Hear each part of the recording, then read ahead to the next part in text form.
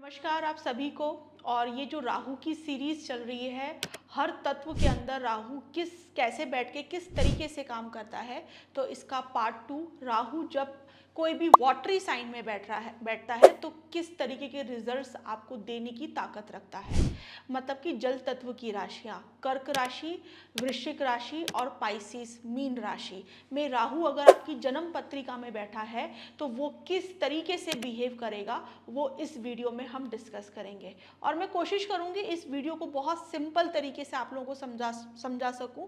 और मैं वही बात करूंगी जब मैंने चार्ट में जो मैं एनालिसिस करती हूँ लोगों के डिफरेंट, जब मैं कंसल्टेंसी करती हूँ और जब मेरे पास में ऐसी पत्रियाँ आती हैं, तो राहु का, क्योंकि आज के टाइम पे बहुत मेजर रोल होता है प्रिडिक्शंस के अंदर भी, और ज़्यादातर राहु का ही कुछ ना कुछ बैकग्राउंड लेके लोग बाग आते हैं। दशा, अंतरदशा, राहु के नक्षत्र, बहुत प्रोमिनेंट चीज़ें मैंने ये सारी देखी है। तो इस टाइम पे राहु अगर रूल कर रहा होता है तो ऐसे लोग हीलर्स, एस्ट्रोलॉजर, डॉक्टर्स, इन चीज़ों के अंदर एंटर करते हैं, उनकी रिसर्च बढ़ती है, इन चीज़ों से कहीं ना कोई सॉल्यूशंस भी वो लोग ढूंढना चाहते हैं।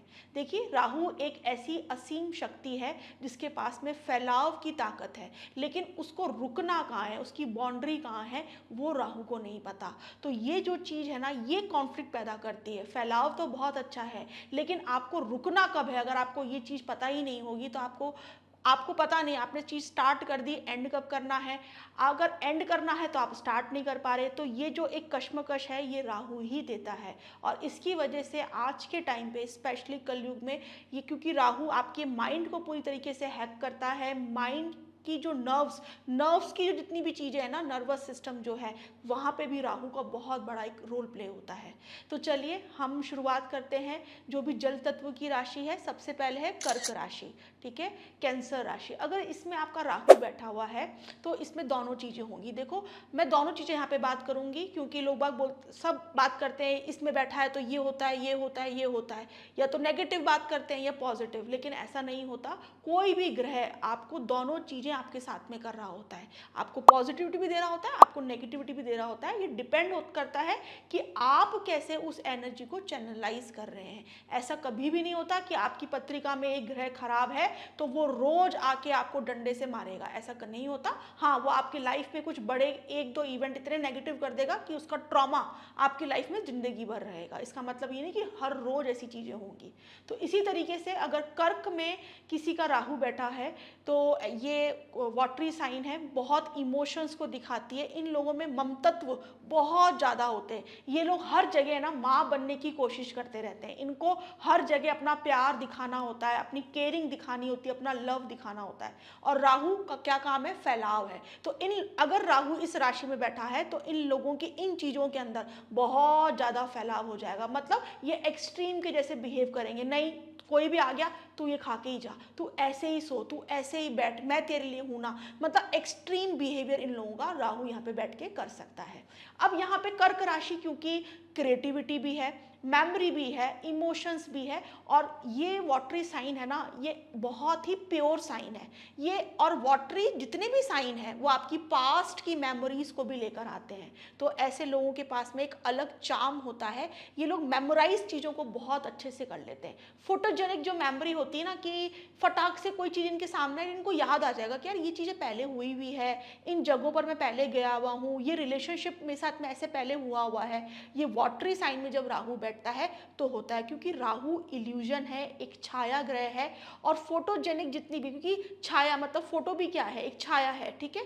तो इन वाटरी साइन में मेमोरीज की छाया वापस से रिपीटेशन में होना, ये कर्क राशि में अगर राहु बैठता है या किसी भी वाटरी साइन में बैठता है तो ये चीजें होती है। ऐसे लोग, जैसे राज कपूर की कुंडली कर्क लगन में राहु लग्न में बैठा हुआ है, आप देखें कितना ज्यादा इमेजिनेशन, अपनी ऐसे ऐसे वियर्ड थॉट, एकदम out of boundaries, out of range से बाहर जाके और अपनी पिक्चरों में उन चीजों को डीपली उतार देना आंखों में। क्योंकि कर्क लगन की जो लोगों की जो आईज होती है ना, वो भी बहुत ज्यादा फोटोजेनिक होती है, बहुत ज़्यादा बोलती भी होती है, उसमें एक पानी भरा हुआ होता है, डीप इमोशंस उनकी आईज से भी दिखते हैं। और राहु यहाँ बैठ के तो उन चीज़ों को और ज़्यादा एम्पलीफाई कर देता है। तो ये सारी कुछ बातें हुई। नेगेटिव में क्या हो सकता है, ऐसे लोग इमोशनल, एक्स्ट्रा इमोशनल, मतलब पुरानी पुरानी बातें, छोटी छोटी बातें भी इनको याद रहती है और इनको हर्ट करती रहती है। अंदर ही अंदर ये लोग कहीं ना कहीं घुटते रहते हैं। इनका गला भी कहीं ना कहीं रुंधावा रहता है क्योंकि वो मेमोरीज इनकी वॉश आउट नहीं हो रही है। तो ये बहुत नेगेटिव सिम्टम है। इसके लिए आपको कुछ ना कुछ मतलब देखिए, राहु कंट्रोल जो है ना वो बहुत मुश्किल से होता है और उसके लिए बहुत एफर्ट्स डालने पड़ते हैं और बार बार डालने पड़ते हैं। एक बार नहीं कि आपने कोई एक बार जाके कहीं पूजा करवा ली थी या करवा ली अब आपका राहु ठीक हो गया, नहीं। ये आपको आपके डेली रूटीन में चेंजेस करके ही ये एनर्जीज जो हैं वो बैलेंस रह सकती है, क्योंकि ये मैलेफिक ग्रह है। और मैलेफिक मतलब नेगेटिविटी आप पर जल्दी हावी होती है, जल्दी से आपकी लाइफ में एंटर करती है। उसके लिए आपको एफर्ट नहीं डालने पड़ते। पॉजिटिविटी के लिए आपको डेली एफर्ट्स डालने पड़ते हैं। तो ऐसे लोगों को डेली शिवलिंग के ऊपर जल चढ़ाना चाहिए। भगवान शिव जो है वो आपके मन को कंट्रोल करते हैं। आप देखिए, भगवान शिव ने चंद्रमा धारण कर रखा है। कितनी सारी उनकी जो सिंबल्स हम देखते हैं वो कहीं ना कहीं हमारे मन के साथ में कनेक्टेड है। तो शिवलिंग के ऊपर डेली इन लोगों को जल, एक इनके लिए बहुत ही सुपर पावरफुल रेमेडी है। और मैंने पर्सनली लोगों के ऊपर इम्पैक्ट देखे हैं।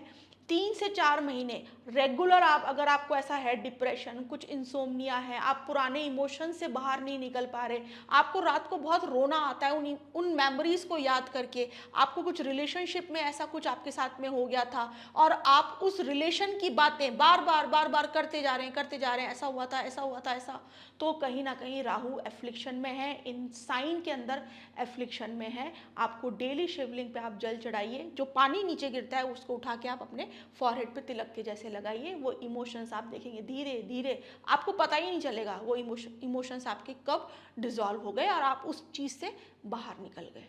चलिए, दूसरी राशि जो कि है स्कॉर्पियो, वृश्चिक राशि। स्कॉर्पियो राशि ये भी वाटरी साइन है, लेकिन ये एक जैसे कर्क राशि एक प्योर वाटर साइन है, एक शुद्ध जल है। यहाँ पर वाटर का रूप बदल गया। यहाँ पे एक गंदा पानी है, एक कीचड़ का पानी है, एक दलदल का पानी है। स्कॉर्पियो में राहु बैठता है तो ये बहुत इंटेंस एनर्जी हो जाती है। स्कॉर्पियो राशि ऑकल्ट को भी दिखाती है, रहस्यमयी चीज़ों को भी दिखाती है, रिसर्च को भी दिखाती है, कोई जासूस स्पाई, कुछ छुपी हुई चीजें, छुपी हुई जो भी मतलब इल्यूमिनाटी जैसी अगर हम बातें करें, इतनी हायर लेवल की भी बातें करें ना, तो ये स्कॉर्पियो में। और राहु यहाँ बैठ के इस तरीके से फंक्शन करता है। यहाँ पे क्या हो सकता है? ऐसा हो सकता है कि आप बहुत बड़े रिसर्चर हो, आप कुछ ऐसे रिसर्च कर रहे हो बंद कमरे में बैठ के जो दुनिया की आंखें खोल दे। हो सकता है आप बहुत बड़े तांत्रिक हो, या आप तंत्र के चक्कर में बहुत जल्दी फंस जाएं, या तंत्र आपको नेगेटिवली इम्पैक्ट कर जाए। ऐसे लोग नेगेटिव कंटेंट जो होते हैं, घोस्ट के हो गए, भूत प्रेत आत्माएं के कंटेंट भी यूट्यूब चैनल्स पे और सोशल मीडिया पे ये लोग बहुत देखते हैं। देखते क्या है, ऑटोमेटिकली इन लोगों के सामने आ जाते हैं। तो ये स्कॉर्पियो का राहु, ऐसे लोगों से ऑटोमेटिकली ये लोग ऐसी जगहों पे जाएंगे जो कि बहुत सुनसान होगी, रहस्यमयी होगी, इनके सामने ऐसी बातें आएंगी और राहु इनके माइंड में कुछ फोटोजेनिक इल्यूजन्स पैदा करेगा जो कि इन लोगों को नेगेटिव इन लोगों के लिए होता है। तो मैं यहाँ पे कहना चाहूँगी जिनका स्कॉर्पियो बहुत ज़्यादा पावरफुल है चार्ट के अंदर, तो आप नेगेटिव कंटेंट कंज्यूम करना या तो बंद करें या कम करें, ये आपके लिए बहुत ज़रूरी है। नहीं तो आप कहीं ना कहीं भय में रहेंगे, आपका फियर बढ़ता चला जाएगा, आपको नींद नहीं आएगी, आपको इल्यूजन्स होना स्टार्ट हो जाएंगे। आप लोगों को भी शिव जी पे डेली जल चढ़ाना चाहिए, माँ दुर्गा की आपको साधना करनी चाहिए, आपको ऐसे मंदिरों में जाना चाहिए जो गुफाओं के अंदर होते हैं, वो आपको सेव करेंगी, आपको प्रोटेक्ट करेगी। कोई भी पॉजिटिव अगर स्कॉर्पियो राशि में जो कोई लोग कुछ मतलब लॉकेट पहनते हैं, कुछ फिंगर में रिंग्स पहनते हैं, कुछ भी ऐसी तरह की चीज़ें जो आपको प्रोटेक्ट कर रही हैं, वो आप लोगों के लिए बहुत अच्छा है। इवन आप लोगों को अपने रूम के अंदर भी हमेशा पीकॉक फैदर मतलब मोर पंख रखने चाहिए, लगा के रखने चाहिए। सौंफ जो होती है वो बहुत अच्छा एक रेमेडी है। ऐसे लोगों को अपने पिलो के नीचे एक सौंफ का बैग बना के, क्योंकि सौंफ जो है वो कार्बन डाइऑक्साइड जो आप सांस ले रहे हैं उसको तो रिलीज करेगी और ऑक्सीजन की कैपेसिटी आपकी बढ़ाएगी, तो आपको साउंड स्लीप आएगी, नेगेटिव इल्यूजन्स नहीं होंगे, नेगेटिव चीज़ें आपको नहीं दिखेगी। ऐसे लोग बहुत, अगर पॉजिटिवली काम कर रहा है तो बहुत अच्छे स्पाई जो लोग होते हैं, जासूस करने वाले होते हैं, छुपी हुई चीज़ें निकाल लेते हैं, बाल की खाल निकाल लेते हैं, ये स्कॉर्पियो का राशि में बैठा हुआ राहु जरूर करवाता है।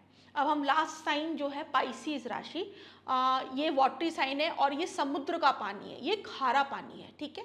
पाइसीज राशि है ना, एक विश्वास पे चलती है, एक फेथ की राशि है। यहाँ पे बैठ के राहु, मैंने बहुत लोगों के चार्ट में देखा है, ऐसे लोग धार्मिक यात्राएं बहुत करते हैं और जब राहु का टाइम पीरियड आ जाए तो ये लोग जगह जगह पर ऐसी जगहों पे जाते हैं जो उन्होंने कभी सोची भी नहीं हो, ऐसी धर्म स्थल पे जाते हैं, ऐसी जगह जहाँ पे बहुत पानी होता है, जैसे सोमनाथ मंदिर हो गया, और जो भी जहाँ पे पानी बहुत है, ऐसे धर्म स्थलों पे ये लोग जाना स्टार्ट कर देते हैं, वहाँ पे पानी की डुबकियाँ लगाते हैं। और अगर ऐसा आपके साथ में हो रहा है तो आप मान लीजिए ये राहु के बहुत ही पॉजिटिव सिम्टम्स हैं और इनको धर्म के प्रति एक अजीब सा, एक अलग सा अट्रैक्शन स्टार्ट हो जाता है। ये राहु पॉजिटिव की निशानी है।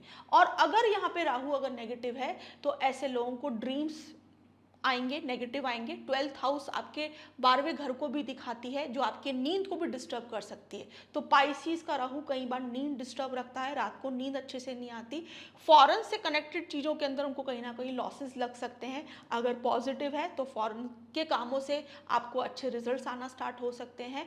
आप कोई आइसोलेशन में बैठ के, कोई आप इन लोगों का एक चीज़ होती है, एक पैटर्न होता है कि इन लोगों को लगता है कि हम कहीं चले जाएं, जैसे हिमाचल चले जाएं और वहाँ की वादियों में बैठ के हम अपना काम करें, अपना लैपटॉप भी वहीं ले जाएं, अपने सारी चीज़ें वहीं ले जाएं और आइसोलेशन में बैठ के काम करें, जहाँ पे बहुत फॉरेस्ट एरिया होता है, डेंस फॉरेस्ट होता है, कोई सी का एरिया, बीचेस का एरिया, माउंटेन्स, जो बहुत आइसोलेशन में सिटी से दूर जाकर है। ऐसे लोगों को ऑब्सेशन हो जाता है कि हम वहाँ पे अपना घर बना लें, हम अपना फार्म बना लें, हम वहीं पे टाइम स्पेंड करें।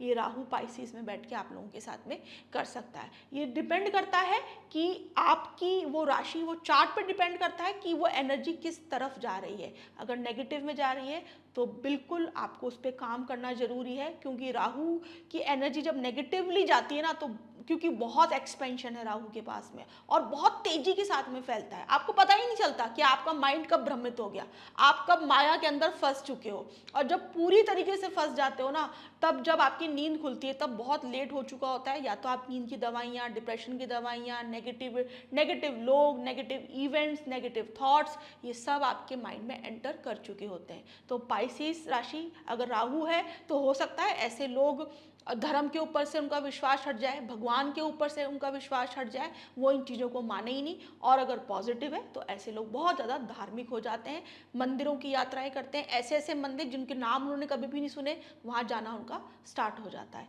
तो इस तरीके से हर ग्रह के अंदर, हर तत्व के अंदर, हर एनर्जी अपना एक रूप धारण करके काम करती है। और राहु तो पूरी तरीके से एक बहरूपीय प्लैनेट है, उसको चैनलाइज करना आज की तारीख में बहुत ज़्यादा ज़रूरी है। राहु के मीडियम से ही मैं आप लोगों से भी बात कर पा रही हूँ। अब यही है कि मैं अपनी एनर्जी को कैसे चैनलाइज कर रही हूँ, लेकिन जो माध्यम, जो मीडियम है वो राहु ही है, क्योंकि सोशल मीडिया है। ये पूरी सीरीज़ है। नेक्स्ट सीरीज़ में हम अग्नि तत्व जो राशियां हैं उसमें राहु कैसे बैठ के काम करता है, इसको हम डिस्कस करेंगे।